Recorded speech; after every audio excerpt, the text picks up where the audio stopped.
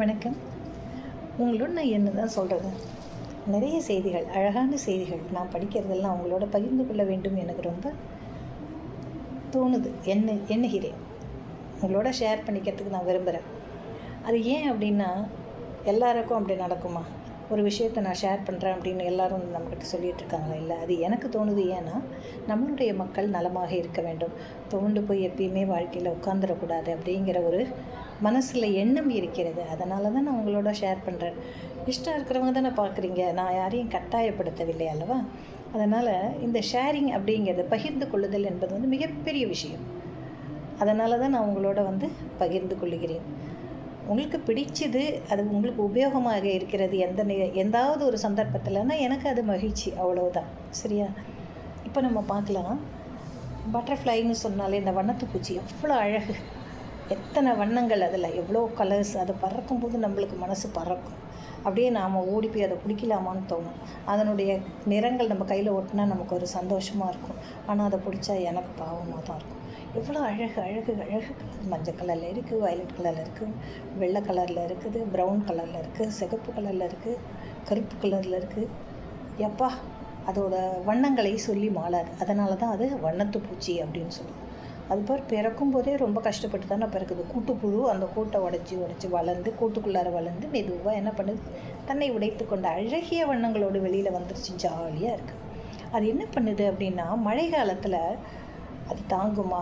மழை தண்ணி மேலே சொட்டுது அப்படின்னா அதெல்லாம் தாங்க முடியாது. அந்த டைம் அது என்ன பண்ணும், அழகாக போய் ஒரு ஓரமாக அந்த மரத்தில் ஒரு இலைக்கு கீழே அப்படியே உட்காந்துக்கும், பத்திரமாக உட்காந்துக்கும். It takes rest. அப்போ என்ன பண்ணுது, அது நல்லா ஓய்வு எடுத்துக்கும். அந்த ஓய்வு சும்மா எடுக்காது, தன்னுடைய மூளையை அப்படியே பதப்படுத்தி கொண்டே வருகிறது. எதுக்காக? சரியான காலம் வரட்டும் அப்படின்னு வெயிட் பண்ணுமா அது.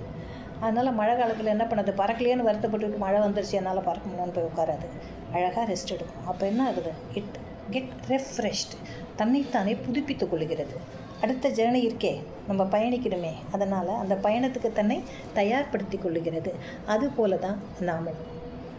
இந்த பட்டாம்பூச்சி என்ன பண்ணும், க்ளவுட்ஸ் எல்லாம் கிளியர் ஆகி மழையெல்லாம் விட்டோடனே ஜம்முன்னு பறந்து போயிடும். எப்படி? வித் ஃபுல் எனர்ஜி, அப்படியே முழுமையான சக்தியோட புதுசாக அழகாக ஜாலியாக பறந்து போகும். அதுபோல தான் நாமளும் இருக்கணும். ஏதாவது ஒரு விஷயத்தில் நமக்கு இடைஞ்சல் வருகிறது, அந்த சமயம் நம்மளால் அந்த செயல்பாடுகளை செய்ய முடியவில்லை என்றால் கவலையே படாதீர்கள், எந்த பிரச்சனையுமே கிடையாது. அழகாக யூ டேக் ரெஸ்ட்.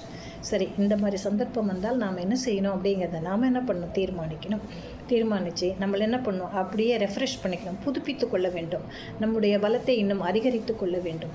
அப்போ அந்த காலம் கனியும் பொழுது டக்குன்னு வெளியில் வந்தோன்னா அந்த ஃபுல் ஃப்ளெட்ஜ்டு ஸ்ட்ரென்த்துன்னு சொல்கிறோம் இல்லையா, புதுமையான ரெஃப்ரெஷ்டு, ரொம்ப அழகாக அப்படியே பளிச்சுன்னு வருவோம்னு சொல்லுவோம்ல, அந்த மாதிரி மிகுந்த பலத்துடன் வெளியிலே வந்து நம்முடைய காரியங்களை நாம் வெற்றிகரமாக சாதிப்போம் என்பதில் சந்தேகமில்லை. அதனால் பட்டாம்பூச்சியை எப்பயுமே மனசுக்குள்ளே வச்சுங்க. நீங்கள் பட்டாம்பூச்சி மாதிரி இருங்க.